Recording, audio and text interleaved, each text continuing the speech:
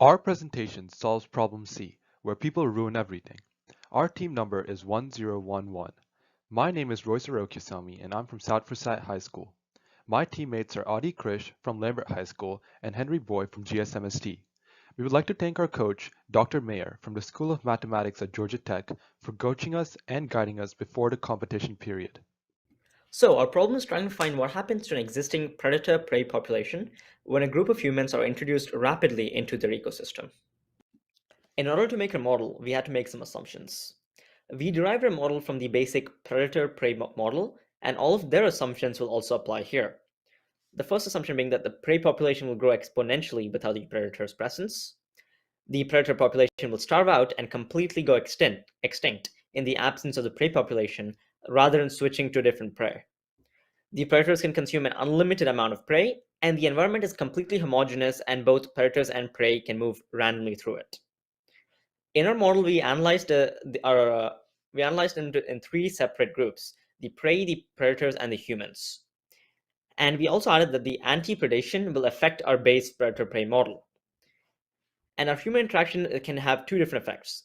Their active effect, where the human population will grow exponentially, and this introduction will lead to the death of both the predator and prey due to the interaction between humans and animals. We also noted that the humans will be killing prey at a much higher rate than they will be killing predators.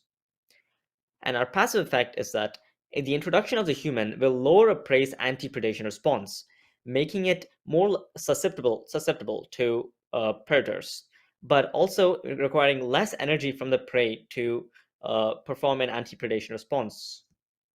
This is our model for the population of predators and prey in the system. We have our variables, x, y, and h, which represent the population of prey, predators, and humans respectively.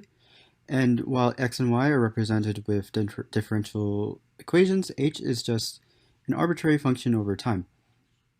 We have our constants, alpha, beta, gamma, and delta, which are parameters from the basic predator-prey system, but we also introduce 5 new constants, epsilon and k, which represents the anti-predation of prey, mu, which represents the human passive effect on anti-predation, and psi x and psi y, which represent the direct active effect, or rather the direct harm that humans have on the predator and the prey. To derive our equations, we first started with the basic predator-prey model, then we added anti-predation to it, and then we added the human's active effect to it, and finally we added the human's passive effect to it. When the prey have an anti-predation mechanism, we recognize that there are two main effects on the system. Firstly, they use up more energy to maintain their anti-predation mechanisms, which means that they have less energy to reproduce. We represent this with a minus epsilon x term in dx dt to represent a decreased birth rate. Secondly, they interact less with predators. They are more easily able to avoid them.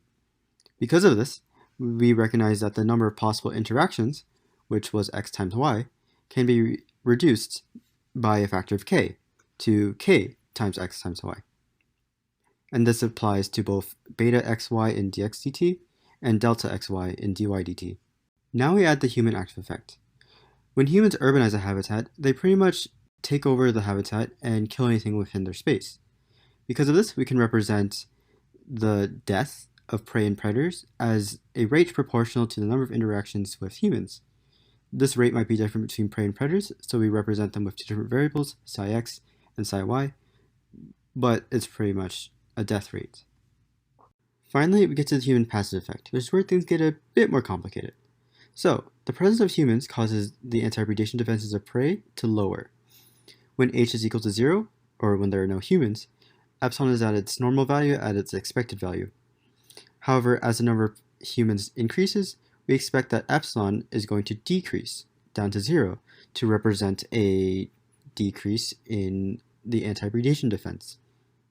We can represent this with the function epsilon over mu h plus 1, epsilon representing the initial value of epsilon, and mu representing the rate at which the humans affect the decay of epsilon. The same effect happens to k, except k tends to 1 as anti-predation defense is lower. We can represent this with the more complicated function 1 minus k over mu h plus 1, where mu is the same value from previously.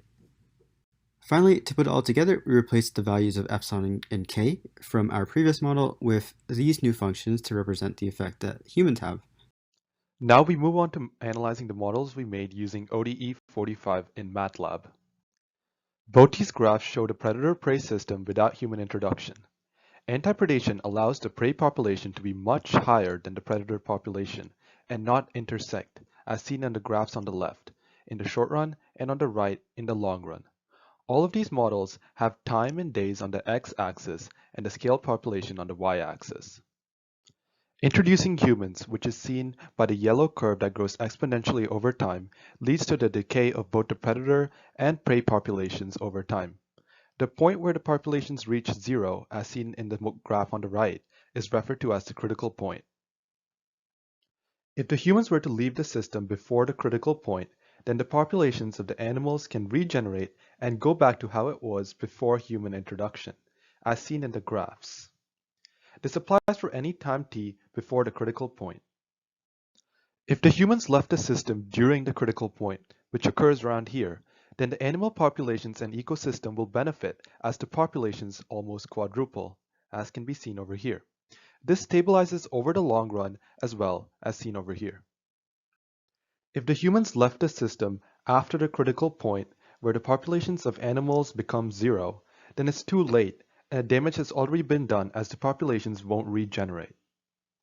Based on the models on the previous 3 slides, we can conclude about what happens when humans move out of the system.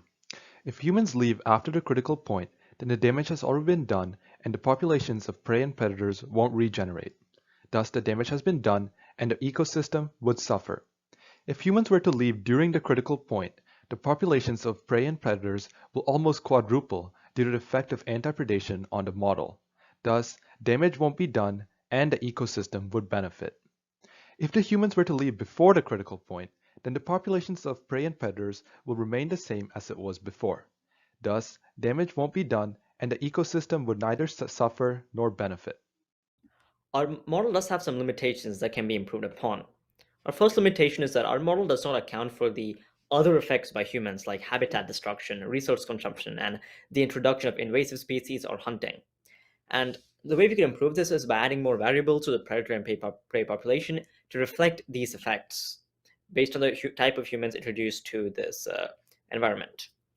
Our model is really general regarding the predator and prey population, and it kind of thinks of all predators and prey as just one block each, without accounting for the variety within each block. Our potential improvement here is that we could model different type of species or different types of predator and different types of prey separately. And our assumption regarding birth rate and death rate may be unrealistic, or it overly generalizes the predator and prey model. And the way we can improve this is we can adjust the birth and death rate assumptions based on the population that we are studying and trying to apply this model to. After analyzing our model that answers the SCUDEM question, we decided to probe into some additional analysis. If the humans were to leave the system abruptly before or during the critical point, which is different from our previous model which has a population decay exponentially, then an apocalyptic scenario occurs where the populations of animals triple due to the anti-predation effect. If the humans were to leave after the critical point, then the populations won't regenerate. Our project focused on human introduction into an urbanized environment as per the question. If we were to change the setting to be domesticated, as mentioned in the research article, by making C of x negative and Cy positive, then we notice that the populations of prey increases at a much larger rate than the population of humans and predators. Here's a reference. And a massive thanks to Dr. Mayer for coaching us before the competition period. He was really helpful and provided us with videos and lectures that really helped us understand this, and we couldn't have done it without him.